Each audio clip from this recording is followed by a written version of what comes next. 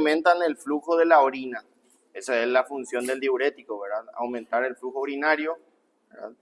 Y la excreción principalmente de sodio, que dijimos que era un electrolito, un ion muy importante en el equilibrio osmolar, ¿verdad? ¿Se recuerdan de osmolaridad? Tuvieron que haber hablado en biofísica, en bioquímica, ¿verdad? La osmolaridad es el componente, o sea, los elementos que se comportan como solutos en el intravascular. Y básicamente tienen la capacidad de atraer agua hacia ellos, ¿verdad? Por lo tanto, dependiendo de dónde se encuentre el sodio, va a causar un desequilibrio osmolar. Entonces el rey, el que manda sobre la osmolaridad es el sodio, ¿verdad? Digamos que su función es movilizar agua, tanto hacia las células como hacia el intravascular. En este caso nos dice que elimina sodio y agua, ¿verdad? Los diuréticos tienen esa capacidad y por lo tanto regulan el volumen. Dice que volumen tanto intra como extravascular, ¿verdad? Entonces, dependiendo, si tenemos mucho sodio en el intravascular, generalmente van a tener tendencia a atraer agua hacia el intravascular. Si hay poco sodio, se va a escapar agua hacia el intersticio o el espacio extravascular. Es muy importante el sodio porque después, al final de la clase, vamos a hablar de las deshidrataciones, ¿verdad?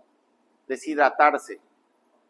Hay tres tipos de deshidrataciones que depende del sodio. Si es isosmolar, que si su osmolaridad es normal, hablamos de osmolaridad normal 285, 295 miliosmol litro, ¿verdad? De osmolaridad plasmática normal. Eso tienen que saber ya. Bueno, y tenemos también la deshidratación hiperosmolar y la hiposmolar, ¿verdad? O hiponatrémica, ¿verdad? Bueno, en diversas situaciones clínicas, entre ellas la hipertensión arterial, que estuvimos hablando todo este tiempo de la hipertensión, los diuréticos forman parte del tratamiento, pero en el cuarto escalón recién, y más bien son como coadyuvantes, ¿verdad? Son como efectos alternativos, no son un fármaco principal. Entonces ayudan nada más a equilibrar la presión, no son antihipertensivos principales.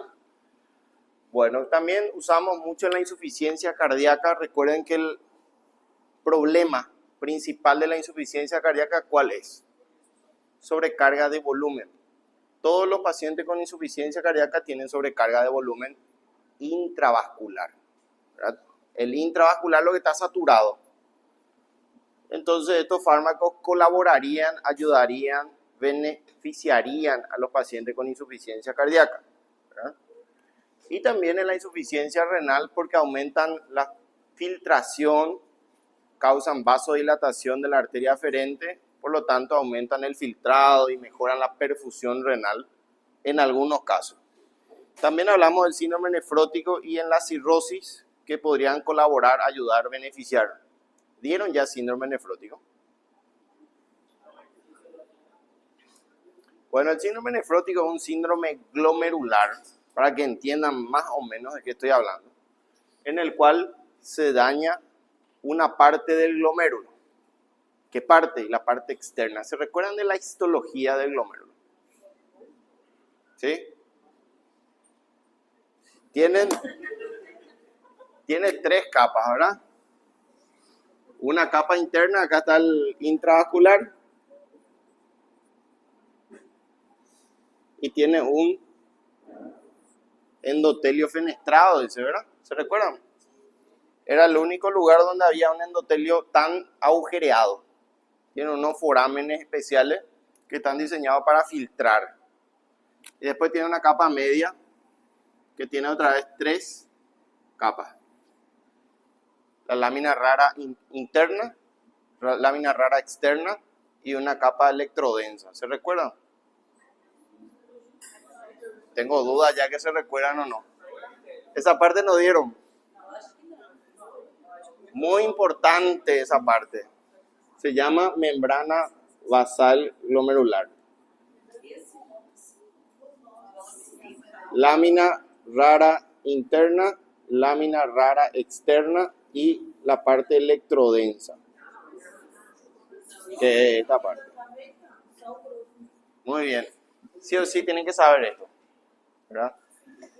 ¿Por qué es importante? Porque esta membrana basal glomerular tiene una carga eléctrica y su carga es negativa. Por lo tanto, todos los iones cargados positivamente va a repeler. ¿Quién, por ejemplo? La albúmina. La albúmina pasa por acá y no puede atravesar porque la carga le repele. Sin embargo, otros componentes negativos pueden pasar, como el cloruro, por ejemplo. Pasa de largo, ¿verdad? Y por fuera tenemos un epitelio que se llama los podocitos, ¿verdad?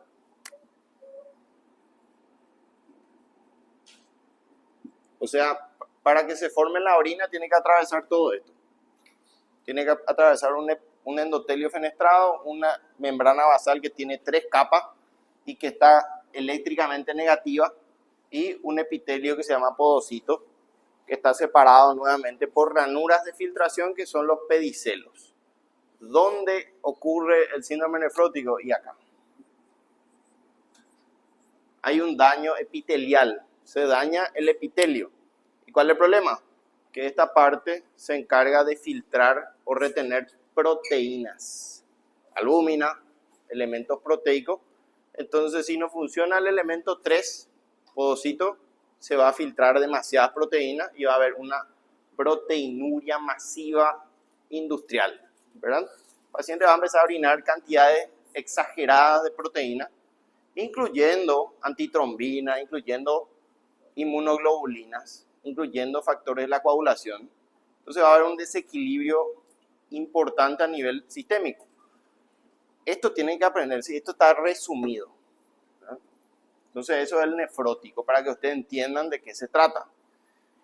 ¿Cuál es el problema? Que si se pierde proteína, se pierde agua, ¿verdad? Se pierde agua. Entonces esto protege ante los síndromes nefróticos. Y ustedes saben lo que es la cirrosis, ¿verdad? ¿Qué es cirrosis? Cirrosis es nada más y nada menos que fibrosis. ¿De qué? Del hígado, ¿verdad? Se fibrosa el hígado y puede o no tener insuficiencia hepática. Hay personas con cirrosis que sigue funcionando el hígado. Y hay personas con cirrosis que ya no funciona el hígado. Lo normal es que vaya con tendencia a la pérdida de la funcionalidad, ¿verdad? ¿Y cuál es la función principal en este trastorno hídrico? En la producción de albúmina. Entonces no hay albúmina, no hay presión coloidosmótica y hay un desequilibrio hídrico. Bueno, hablamos del principio del efecto diurético, que son fármacos que aumentan la tasa de flujo urinario, o sea, van a aumentar el ritmo urinario. ¿Cuánto es lo mínimo que orina una persona? En condiciones basales fisiológicas. Bueno, realmente es por ml hora, ¿verdad? Para tener en cuenta el ritmo diurético, lo mínimo que orina una persona, y eso es muy importante, acuérdense, es 50 ml hora. Cuando empieza a caer 50, estamos frente a una inminente falla renal aguda, injuria renal aguda o bloqueo renal agudo. Entonces es muy importante, eso se hace en terapia intensiva. Ustedes controlan cada hora cuánto orina el paciente, ¿verdad? Y van formando una curva y van a ver cómo va cayendo hasta que 0, no orina más nada, ¿verdad? Entonces es muy importante saber cuánto orina mínimamente. Si multiplican 50 ml por 24, ¿cuánto sería? ¿Cuánto? 1200. Eso sería lo mínimo en 24, ¿verdad? Entonces, hablamos ya de términos absolutos, ¿verdad? Recuerden que la presión glomerular es muy importante, que era cuánto la presión arterial media mínima para obtener un filtrado glomerular constante y efectivo, era 65 milímetros de mercurio, ¿verdad? Para mantener un ritmo diurético de 50 ml hora. Entonces ahí está cómo se va uniendo la información para que ustedes mantengan su riñón vivo, ¿verdad? Ese es el trabajo del médico, ¿no? Encargarse de tener esos conocimientos y asegurar ese flujo urinario para que no entre en insuficiencia, ¿verdad? Bueno, lo que son útiles en la clínica también incrementa la tasa de excreción de sodio, que es la natriuresis, muy importante la excreción de sodio, y también siempre la acompaña el cloruro, ¿verdad? Entonces suele haber una excreción neta de cloruro de sodio. Bueno,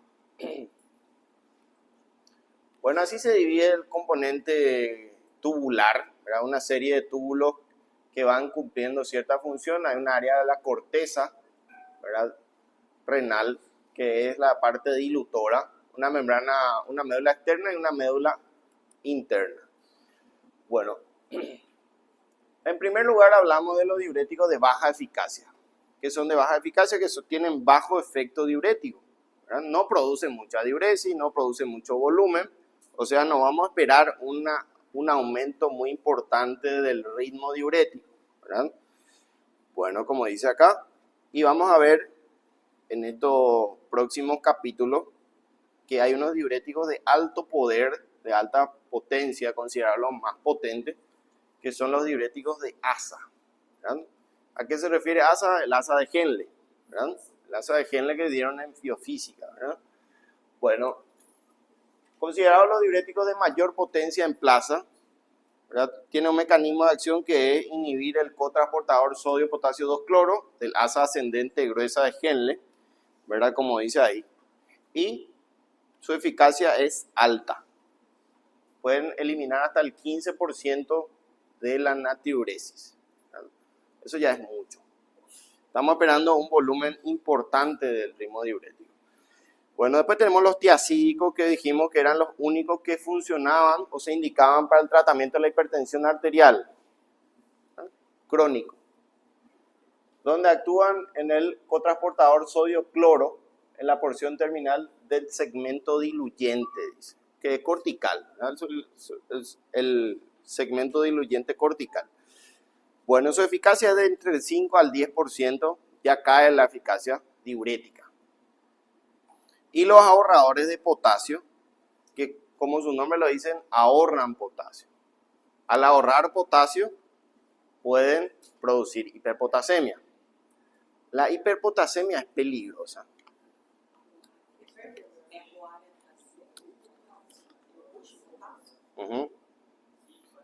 ¿Cuántos eran los índices normales de potasio?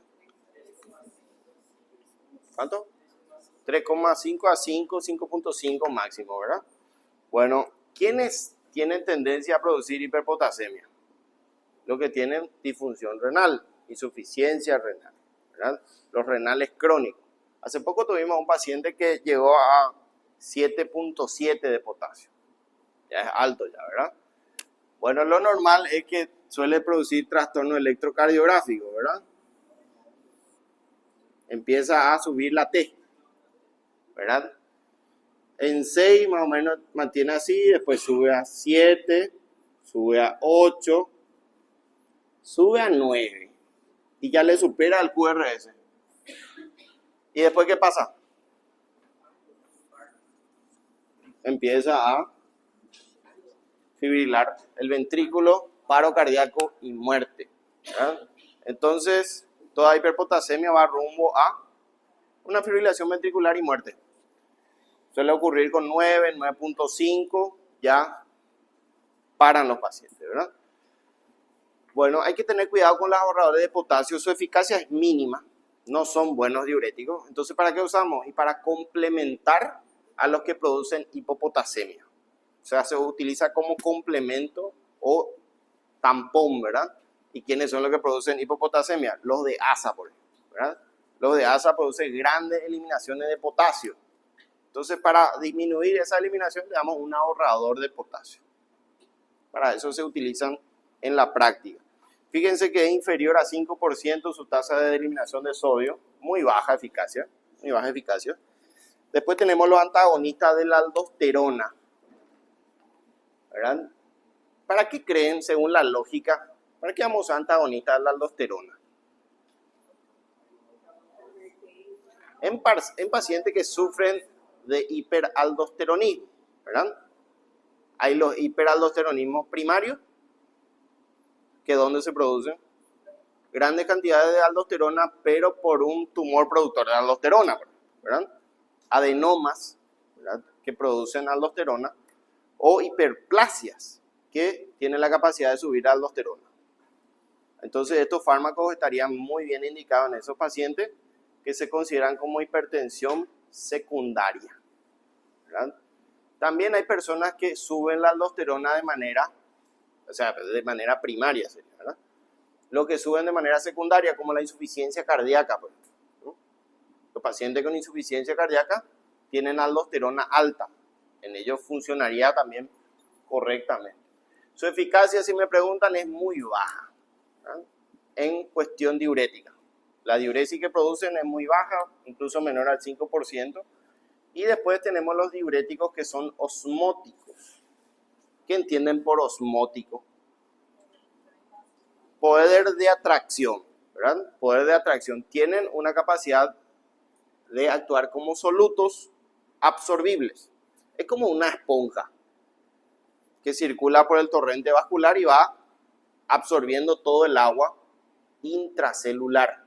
O sea, producen deshidratación intracelular. Le deshidrata a la célula. Al deshidratar la célula, ¿dónde va esa agua? Al intravascular. Empiezan a producir sobrecarga volumétrica intravascular. Bueno, se puede considerar como los diuréticos de mayor potencia, incluso le superan lejos a los de ASA, ¿verdad? ¿Cuál es el problema? Que no son medibles, son muy relativos. Puede llegar a producir entre 15 litros por día de diuresis. Imagínense orinar 15 litros, ¿verdad? Son altas cantidades de orina por día, ¿verdad? Dijimos que lo mínimo que era 1200, una persona con un IMC estándar. Bueno, y después tenemos los inhibidores de la anhidrasa carbónica, que son unos fármacos ya un poco dejados de lado. ¿Por qué? Porque tienen mucha resistencia, tolerancia, y su eficacia es ínfima, ¿verdad? Donde actúan en el túbulo contorneado proximal, ¿verdad?, y en menor grado en el túbulo colector, principalmente en el contorneado proximal. Bueno, acá nuevamente podemos clasificar a los diuréticos en general en 3 puntos. Los de eficacia máxima, que son los diuréticos de ASA, ¿verdad?, o los diuréticos mayores. ¿Quiénes son los representantes? Tenemos en principal lugar a la furosemida, ¿verdad? Se utiliza muchísimo. ¿Por qué? Porque tiene menos efectos adversos que los otros. La bumetanida y el ácido etaquínico son más peligrosos porque tienen muchos efectos adversos. Produce ototoxicidad, nefrotoxicidad, neurotoxicidad. Entonces están un poco ahí reservados. Los de eficacia media que usamos para el tratamiento de la hipertensión arterial, como coadyuvante, como un potenciador, las tiazidas, ¿verdad? Vamos a hablar también de ello. Y los de eficacia baja o ligera o de menor eficacia, que son los inhibidores de la anhidrasa carbónica, los ahorradores de potasio.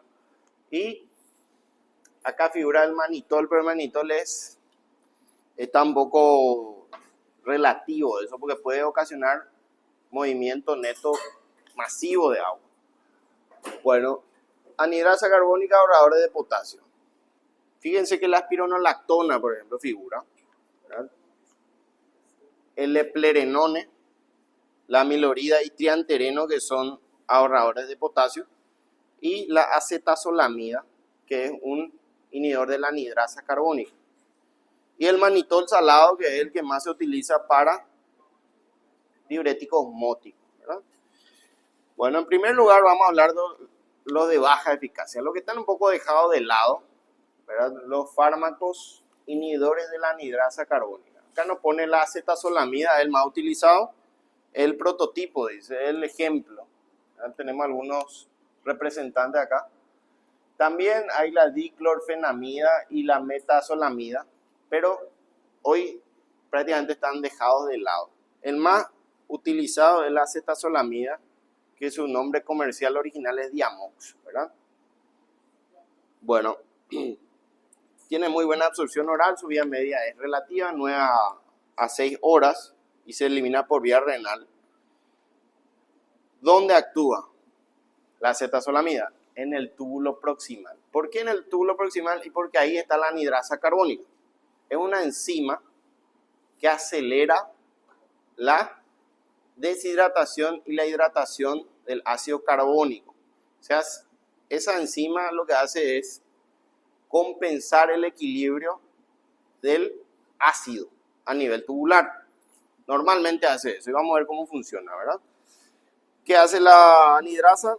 Cataliza las reacciones de hidratación y deshidratación del CO2, el bicarbonato, involucrada en la reabsorción del bicarbonato a nivel del túbulo proximal. Entonces lo que va a hacer es inhibir esta hidratación y deshidratación del dióxido de carbono. Bueno, ¿qué es lo que hace? Causa un aumento de la excreción de bicarbonato. Recuerden que el bicarbonato está involucrado en mecanismo ácido-base. Si se elimina mucho bicarbonato, vamos a tener una acidosis central, ¿verdad? Bueno, entonces, al mover bicarbonato hacia el túbulo y eliminarse bicarbonato, le sigue generalmente el sodio. Entonces tenemos eliminación neta de bicarbonato de sodio. Y detrás del sodio va agua, ¿verdad? Entonces hay una diuresis. Natriuresis. Y por supuesto le sigue el bicarbonato ocasionando una orina con alcalosis, ¿no? Una orina con alto nivel de bicarbonato. Sin embargo, a nivel central tenemos una acidosis metabólica, ¿verdad? Bueno, resulta justamente en una orina básica, alcalótica, y una acidosis metabólica moderada. Entonces hay que tener cuidado en el uso principalmente del bicarbonato, o sea, de la anhidrasa carbónica en trastornos ácido-básicos. Bueno, lo normal es que ocurra esto en el túbulo proximal, ¿verdad? Tenemos el bicarbonato, viene ahí por el túbulo, por la luz tubular, y sufre una conversión a ácido carbónico porque se le une arriba a un hidrógeno. Ese ácido carbónico, en participación de la anhidrasa carbónica, se separa en CO2 y en agua.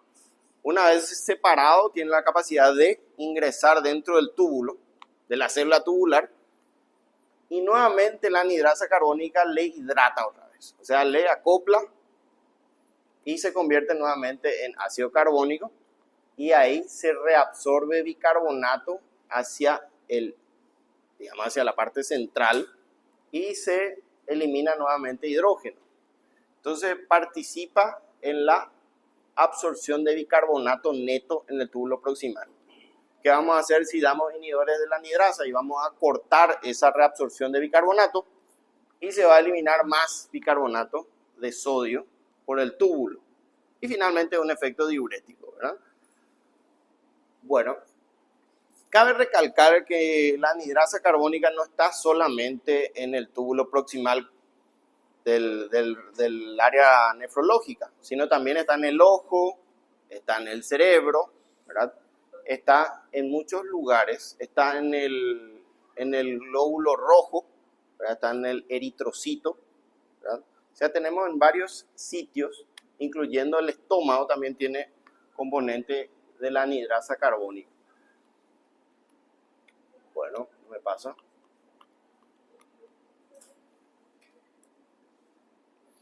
Bueno, dice que se absorbe, esto viene por vía oral generalmente, ustedes van a administrarlo por vía oral.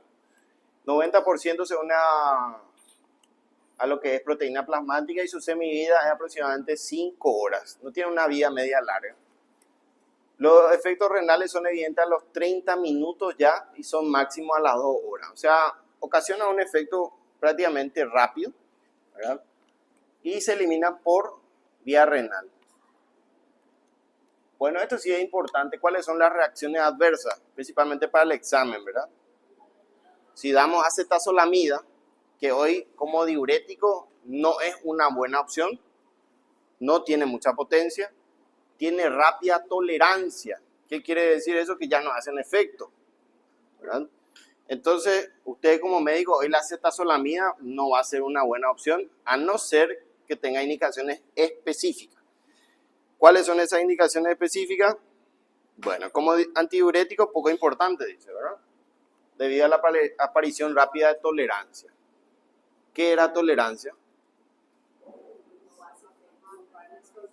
Necesitan mayor dosis para ocasionar un efecto anterior, ¿verdad? O sea, necesitan aumentar constantemente la dosis para tener un efecto diurético. También el aumento de excreción urinaria de bicarbonato y la manifestación de acidosis que se administra diariamente.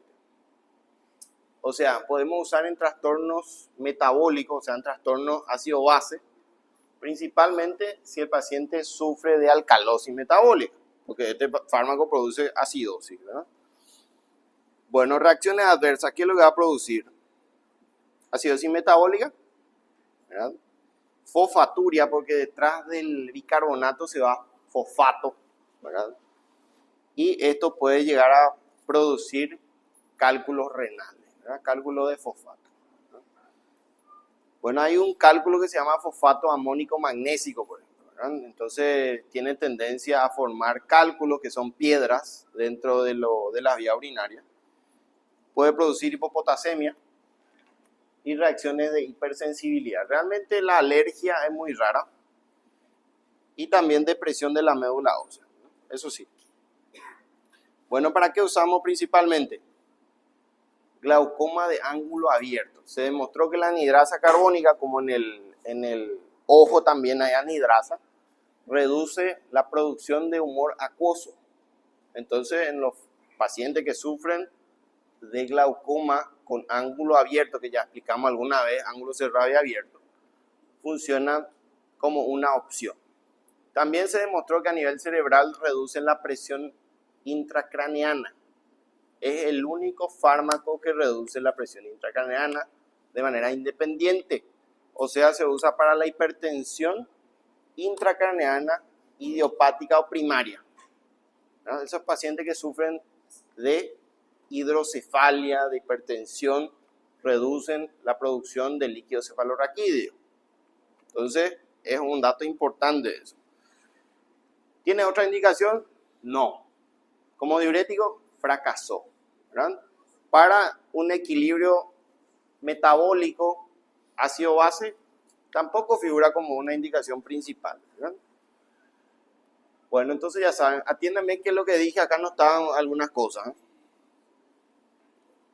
Bueno, después tenemos los inhibidores de los canales de sodio, del epitelio renal, que son los diuréticos ahorradores de potasio. Como su nombre lo dice, son ahorradores de potasio. Reciclan potasio, reducen la eliminación de potasio, en contrapartida a lo que son los diuréticos mayores o de asa, que producen una hiperpotasiuria, ¿verdad? Bueno, ¿quiénes son los ahorradores de potasio? Triantereno y la amilorida. Son dos nada más, no hay otros. Son dos fármacos ahorradores de potasio. Bueno, ¿qué dice? Causan incrementos pequeños de la excreción de cloruro de sodio, ¿verdad? Tienen un efecto natriurético leve. Por lo general se usa por efectos antipotasiúricos, ¿verdad? Justamente, no se usan como diuréticos principales, se usan como coadyuvantes, como potenciadores y compensadores de otros diuréticos, ¿verdad? Como quien dijimos los de asa, que su principal problema es la hipopotasemia. A lo contrario de la hiperpotasemia, que dijeron que tienen trastornos electrocardiográficos y puede terminar en un paro cardíaco, la hipopotasemia produce lo contrario. Produce generalmente, empieza con calambres, ¿verdad? Calambres, parestesias a nivel periférico y reducción de las contracciones musculares a nivel gastrointestinal y periférico, ¿verdad? Entonces hay tendencia al ilio paralítico, ¿verdad? Entonces también tiene sus riesgos. Entonces queremos evitar eso, le damos un ahorrador de potasio. Bueno, estos inhibidores actúan en el túbulo contorneado distal, totalmente distinto al anterior que era proximal. Estos están a nivel distal y también en el colector. Entonces túbulo contorneado distal y túbulo colector se encuentran bloqueando los canales de sodio a ese nivel.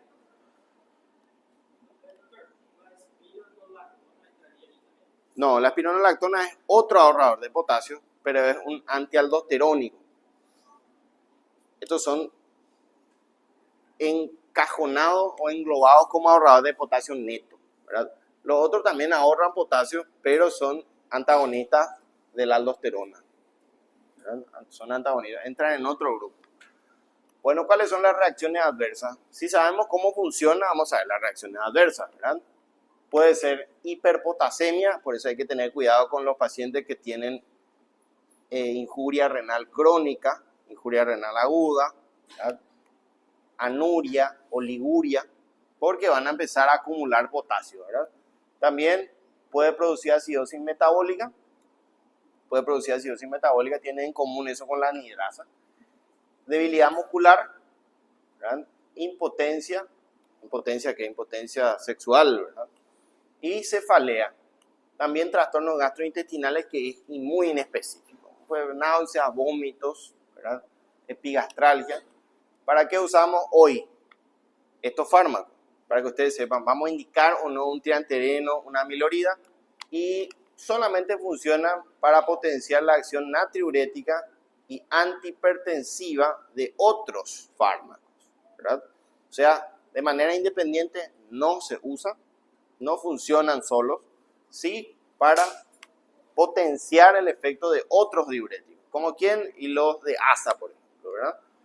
Disminuir la excreción de potasio en los diuréticos tiacídicos y de ASA.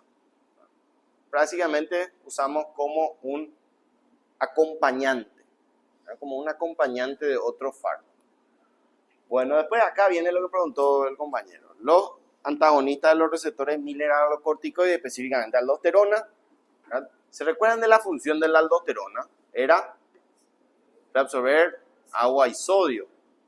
Lo que hacen es aumentar el volumen, aumentar la volemia, que era el principal problema en la hipertensión arterial y en la insuficiencia cardíaca, habíamos mencionado, ¿verdad? O sea, funcionarían en esas patologías. Bueno, también son antagonistas de la aldosterona y diuréticos ahorradores de potasio. También entran dentro del grupo ahorrador de potasio, ¿verdad? Bueno, causan retención de sal, cloruro de sodio y agua e incrementan la excreción de potasio e hidrógeno al unirse al receptor mineralocorticoide específico que es la aldosterona, ¿verdad? Tenemos dos fármacos, que es la espironolactona, el clásico, barato, económico, y tenemos al eplerenone, que es más nuevo, mucho más beneficioso en los efectos adversos.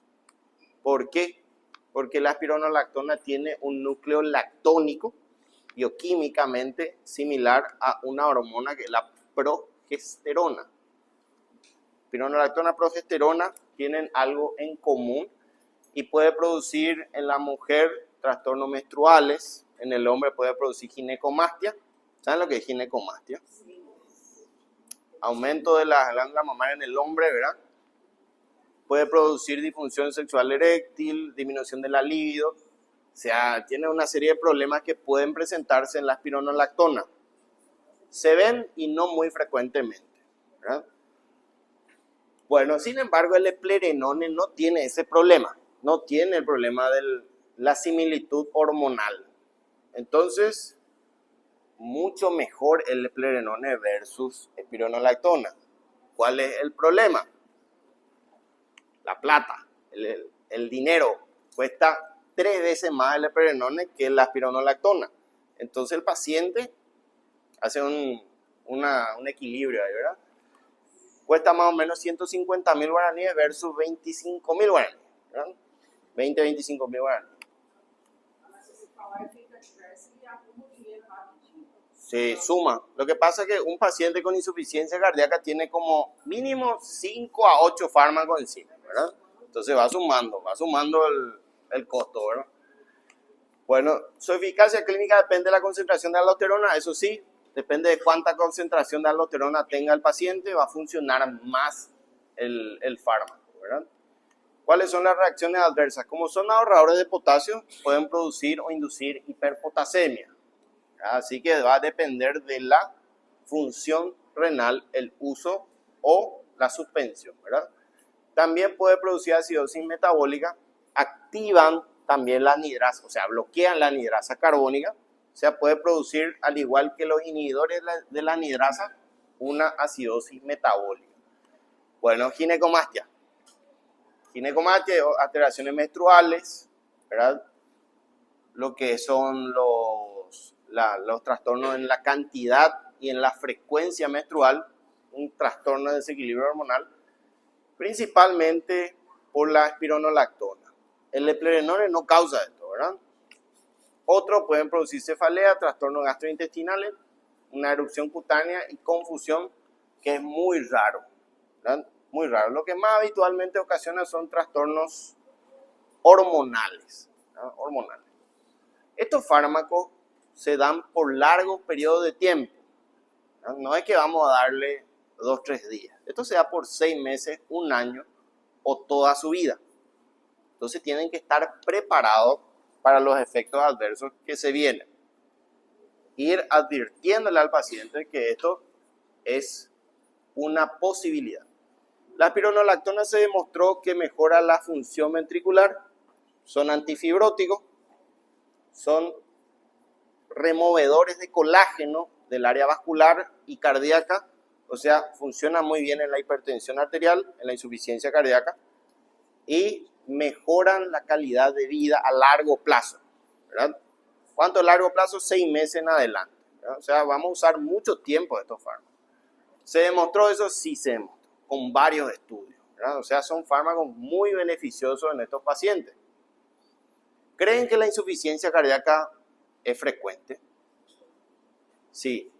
En nuestra sala de internación, siempre el 25-30% de los internados son insuficiencia cardíaca.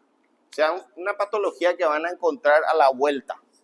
Siempre está presente, ¿verdad? Entonces, es algo que cotidianamente el médico va a ver, va a observar y va a evaluar, ¿verdad? Así que estos fármacos se utilizan mucho. Bueno, ¿para qué usamos? Potencia el efecto diurético de las tiazidas, que se usan en la hipertensión arterial, ¿verdad? Y los de ASA. Potencian el efecto antihipertensivo y diurético y contrarrestan el efecto hipopotasémico de los dos anteriores, ¿verdad? En la hipertensión resistente, ¿se recuerdan que llegamos al 5º escalón y nos preguntábamos, ¿esto es primario o es secundario? Y entre la secundaria aparece el hiperaldosteronismo, que es hiperaldosteronismo, mayor secreción de aldosterona, mayor reabsorción de agua y sodio, mayor presión hidrostática, por ende, mayor hipertensión arterial. Entonces, nos preguntamos si tiene o no hiperaldosteronismo. ¿Se puede dosar la aldosterona en el plasma? Sí se puede dosar. Entonces, ustedes pueden dosar, tener una cantidad de aldosterona y hacer el diagnóstico de hiperaldosteronismo, ¿verdad? Bueno, también en el edema refractario, pacientes que sufren edema refractario en el hiperaldosteronismo secundario. ¿Quiénes son esas personas? Dijimos, insuficiencia cardíaca, cirrosis, desnutrición, ¿verdad? Que tienen problemas con retención hídrica. Bueno, la espironolactona es el diurético de elección en la cirrosis, ¿verdad? Aparte de todo lo que dije, disminuye la fibrosis, la remodelación, el depósito de colágeno, mejora la contracción ventricular, mejora la fracción de eyección, también reduce la presión portal, que es el problema principal en la cirrosis. La presión portal choca por el hígado. Al encontrar todo cerrado, porque está todo fibrótico, sube mucho la presión dentro de la vena porta. ¿Y qué pasa con el líquido? Se escapa. ¿Dónde se escapa? En el peritoneo. Entonces van a ver una panza gigante, ¿verdad? Eso normalmente ocurre también en los cerveceros, ¿verdad? La panza de cervecero, dicen, ¿verdad? Ese abdomen medio globuloso, similar a un sapo, ¿verdad? Se llama embatracio según semiología, ¿verdad? Y ustedes pueden ver de lejos se ve de lejos eso. Y es generalmente ya por ese proceso de escape hídrico al peritoneo. Se empieza a escapar ya, ¿verdad? Bueno, ¿qué fármaco se evidenció que funciona mejor en la cirrosis? La espironolactona. Incluso le gana la eplerenona en este caso. Bueno, después tenemos estos diuréticos que son osmóticos, que dijimos que incluso pueden superar lejos a la furosemida. Pueden llegar a ocasionar 15-20 litros por día de orina, ¿verdad? Bueno, dice que son compuestos que se filtran libremente en el glomérulo, no tienen un trastorno de retención, ni se absorben, ni se retienen.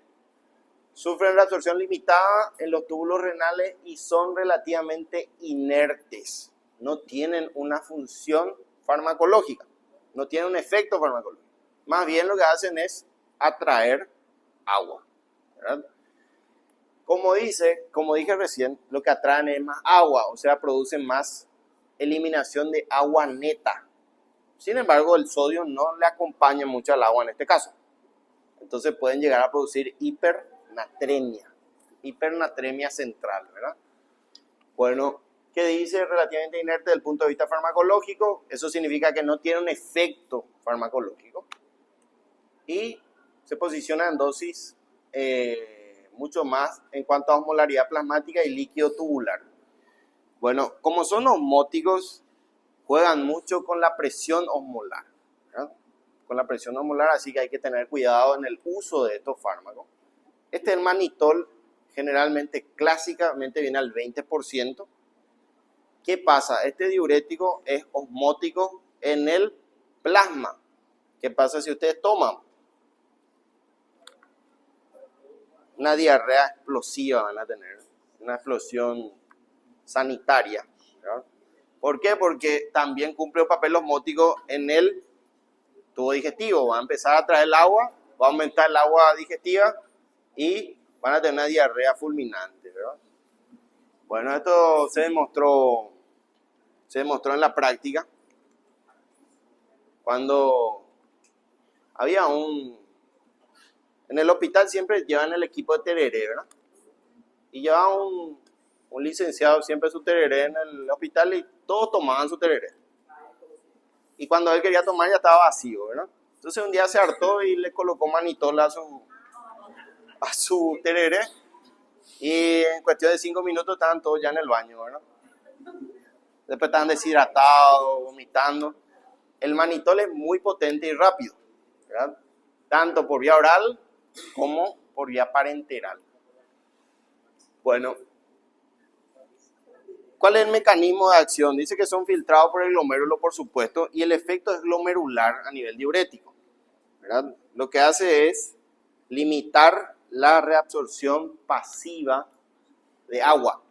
Hace que no se absorba o que no se reabsorba y se elimine por la vía urinaria, ¿verdad?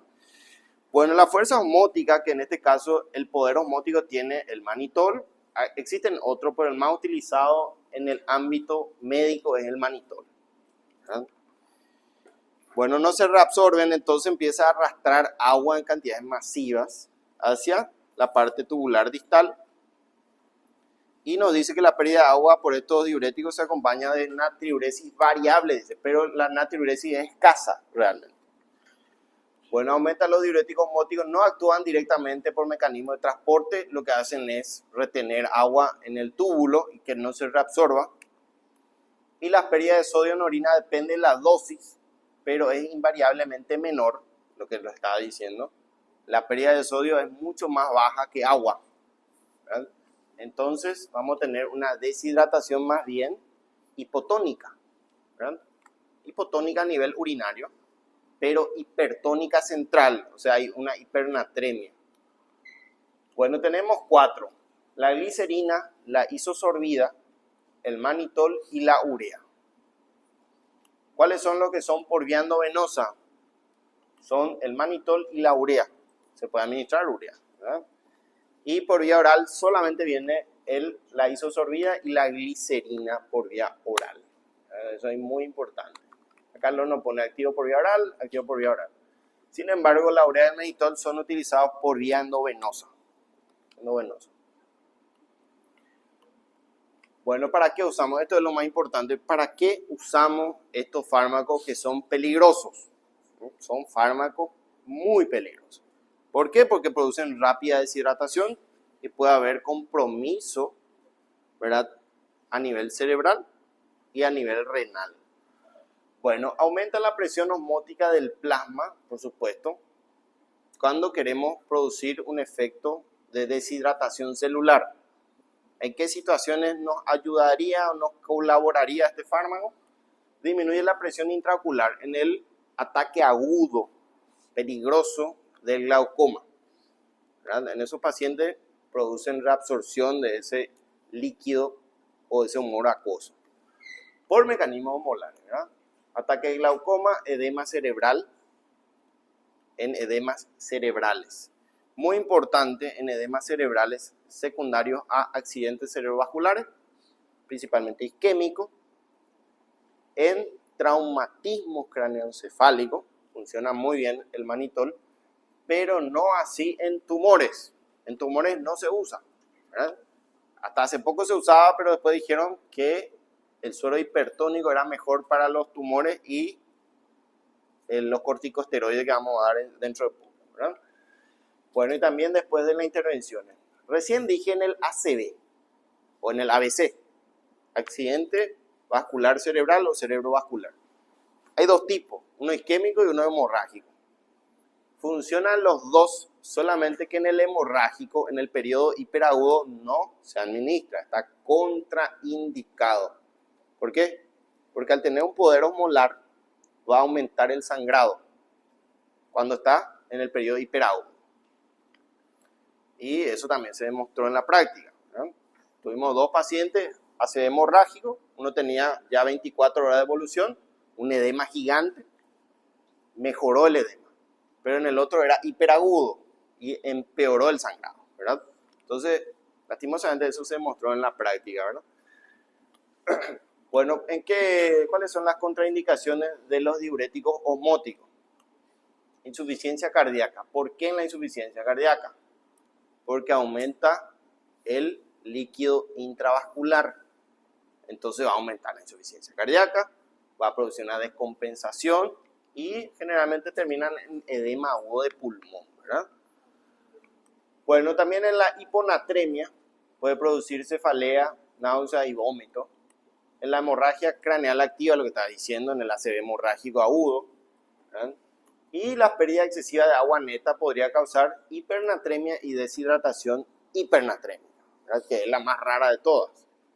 Entonces, los pacientes que sufren deshidratación está contraindicado, es lógico.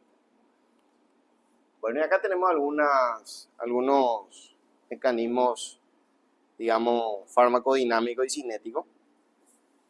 Tenemos los inhibidores de la anhidrasa carbónica en primer lugar, que nos dice que se puede utilizar tanto como diurético como en el glaucoma. Como diurético no es tan efectivo, ¿verdad? Si en el glaucoma 250 miligramos a 1500 dosis máxima y la frecuencia es 3 a 6 veces por día va a consumir la acetazolamida. También acá ingresaría en la hipertensión cerebral primaria, ¿verdad? Hipertensión intracraneal primaria. Bueno, manitol, miligramos de 50 a 200 miligramos por día. Cuidado con el manitol, es peligroso, no figura urea, no figura isosorbida. El más utilizado es manitol al 20%. Bueno, después tenemos los diuréticos de asa que todavía no dimos, los tiacídicos, que tampoco, y amilorida y triantereno, que son ahorradores de potasio. Generalmente se usan de 5 a 10 miligramos de amilorida y 100 a 300 miligramos intervalo de dosis para triantereno. Y fíjense, es pironolactona.